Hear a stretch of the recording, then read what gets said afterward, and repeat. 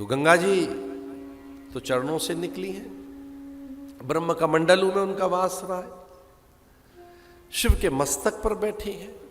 पर ये सरयू महारानी कहां से आई है? सरस्वत्या, ये सरसा, सारसिया, ये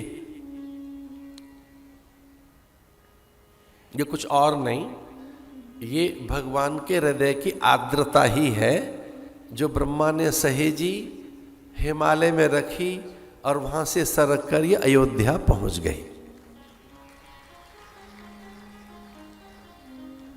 वाटर कल्चर करने के बाद उसके जल का पता नहीं लगता वो है क्या।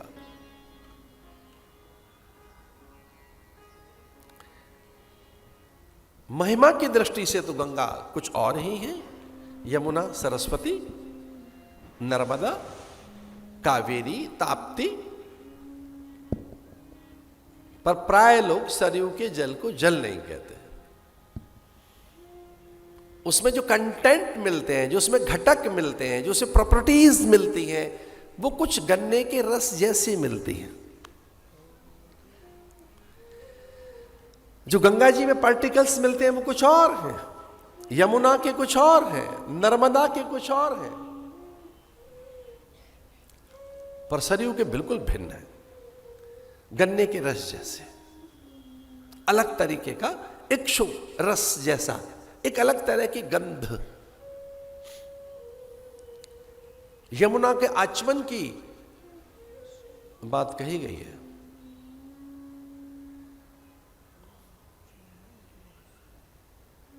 कितनी पुरानी दृष्टि है ऋषियों के। जलपान तो गंगा का बताया, गंगा जल का पान, लेकिन आचमन यमुना जी का, गंगा का स्नान और जलपान। आचमन यमुना जी का, नर्मदा जी का दर्शन। न तो आचमन बताया न स्नान बताया है, दर्शन। ताप्ती का स्मरण। सरयू ब्रह्म रस है, ब्रह्म रस। हमारे सारे सारोकार जल से होते हैं। अरे हमारा तो परमात्मा ही जल से पैदा हुआ है। हमारे तो भगवान का नाम नारायण ही नीर से बना है, नीर से ही तो पैदा हुआ है, पानी से ही तो परमात्मा बना है, पानी में ही तो रहता है। और सच मानिए हम भी पानी की संतानें हैं, माता पिता के गीलेपन की तो उपज हैं हम, और है क्या? थोड़े माता पिता का गीलापन। पितरों को भी पानी देना है।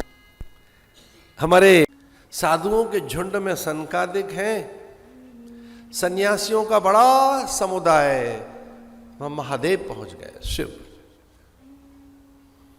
चूंकि गुरुदेव को 11वें दिन,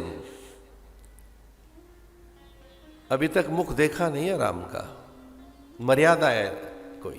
प्रसूति का गृह में कैसे जाए पुरुष? अभी राम का मुख देखा कहां है?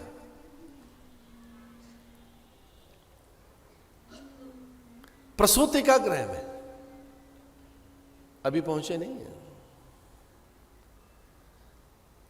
वाल्मीकि रामायण के अनुसार थोड़ा चल रहे हैं, तुलसी बाबा को लाएंगे, क्योंकि बिना तुलसी के उत्सव नहीं होगा। वाल्मीकि रामायण के अनुसार चलें तो 11वें दिन, 10वें दिन में सोवर सिद्धि हो जाती है, 11वें दिन नामकरण। कम से कम इतना समय लगाओ। शुद्धि करेगा कौन? पुरोहित। जीवन में पुरोहित जरूर रखो। ब्राह्मण घर में रहना चाहिए, घर में ब्राह्मण आए, पुरोहित आए, पुरोहिता नहीं आए। भगवान को मना कर दिया पांडवों ने कि जब आप हमारे पास हैं तो क्या पुरोहित की आवश्यकता है? हमारे पास हैं तो सही हमारे गुरु महर्षि वेदव्यास, हमारे पास हैं तो सही पिता में भीष्म। उनसे बड़ा कौन होगा? पिता में भीष्म से बड़ा ज्ञानी वो हमारे पास है। महर्षि वेदव्यास हमारे पास है, हमारे पास आप हैं तो सही। लेकिन भगवान ने कहा कि नहीं, प्रौहित्य कर्म के लिए एक ब्राह्मण होना चाहिए। कथा, घर में वार्ता, पूजन, कर्मकांड, होम, उत्सव, व्रत बंधन, व्रत की पूर्ति, व्रत संकल्प, व्रत उद्यापन, उत्थापन, पारंपरिक पूजन, नित्य नैमित्तिक कर्म में उस समय का दान।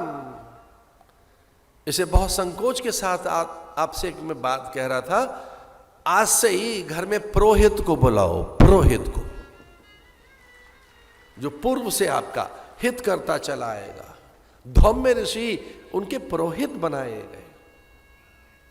एक अलग विषय है ये, धौम्य ऋषि के कारण कितने अनिष्टों की निवृत्ति हुई पांडवों की।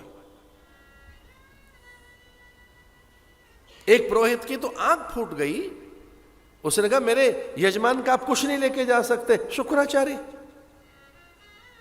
शुक्राचार्य ने कहा मैं इनका पुरोहित हूं।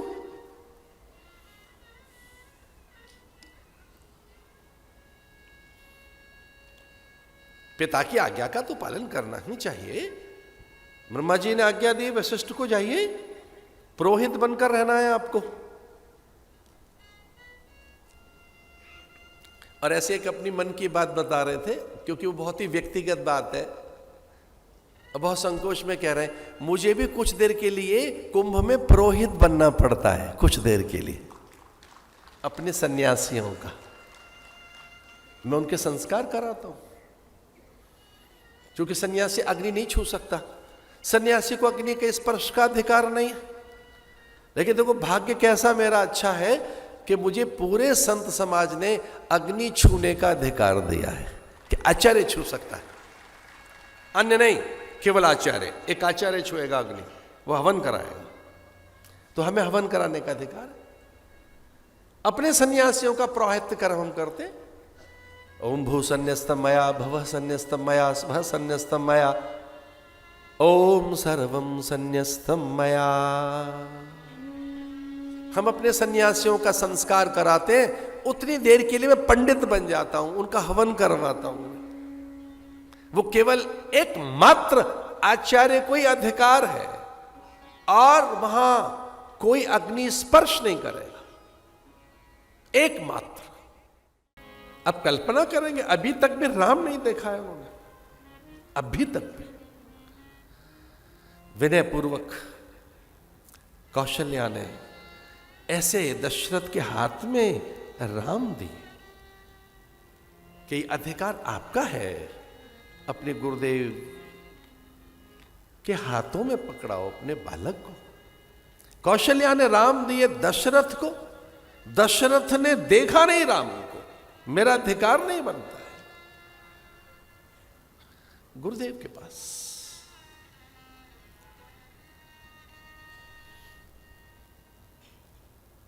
बहुनि सन्ति नामा,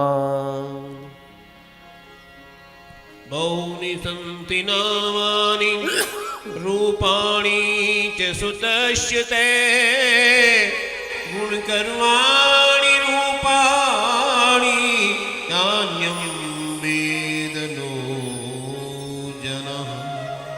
असमर्थता, अशक्यता, विवशता गुरु की प्रकट हो गई। गर्गाचार्य के साथ भी ऐसे हुआ था। कृष्ण को देखकर, जब देखा कृष्ण को गर्गाचार्य ने, तो विवश हो गए कि ये क्या है, परमात्मा के बारे में मैं क्या बताऊं, ईश्वर के विषय में बोलूं क्या, ये तो परमात्मा है। न इति न इति नेति नेति, ये सनातन है, ये पूर्ण है, ये ब्रह्म है, ये नित्य है, शाश्वत है। तान्यम वेद, तान्यम वेद नो जाना, जिसे वेद नहीं जान पाए, या वेद भी ऐसा कहते हैं अभी और है, न इति, अभी और कुछ कहना है, न इति पूरा नहीं हुआ है, अभी कुछ और भी कहना है, न इति, नेति करते न इति, न इति, अभी और भी कहा जा सकता है कुछ। कौन है ये?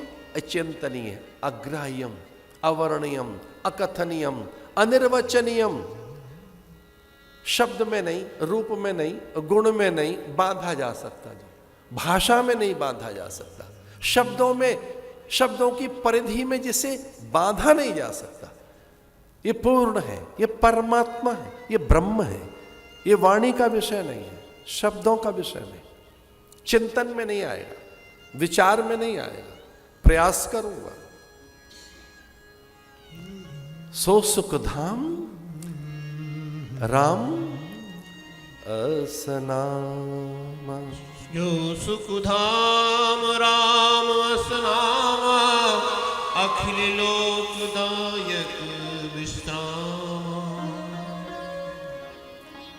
संपूर्ण लोक को विश्रांति जो देगा वो राम। ऐसे भी आपके ज्ञानवर्धन के लिए बता रहा था, ओम में, ओम के बाद का जो फल है वही राम का है। रकार अकार मकार। राम कहते ही आपका मुंह खुलेगा, रा कहते ही, मां कहते ही मुंह बंद हो जाएगा। बोलिए राम। आपने राम कहा तो मुंह खुल गया रा कहते ही, और मां कहते ही मुंह बंद हो गया। बोलो राम। जैसे आप ओम बोलेंगे तो ओम में ऊ कहते हैं मुंह खुलेगा, मां कहते हैं मुंह बंद हो जाएगा। बोलिए ओम। रकार अकार मकार। राम वही है, ओम ही है, वाचक ही है, ये प्रणव, ये स्वयं प्रणव है। अखिल लोकदायक विश्राम, ये ईश्वर है जो सनातन है। राम का अर्थ सुनना हो तो हम बताएं। जो नित्य विद्यमान सत्ता है उसका नाम है राम। जो नित्य विद्यमान है वो है एग्जिस्टेंस, उसे कहते हैं अस्तित्व। तो पूरे जीव का, जगत का जो अस्तित्व है, जो एग्जिस्टेंस है, उसका नाम क्या है? राम। तो राम अस्तित्व है, प्राण का, जीवन का, प्रकृति का, कर्म का, स्वभाव का, जिससे गति है।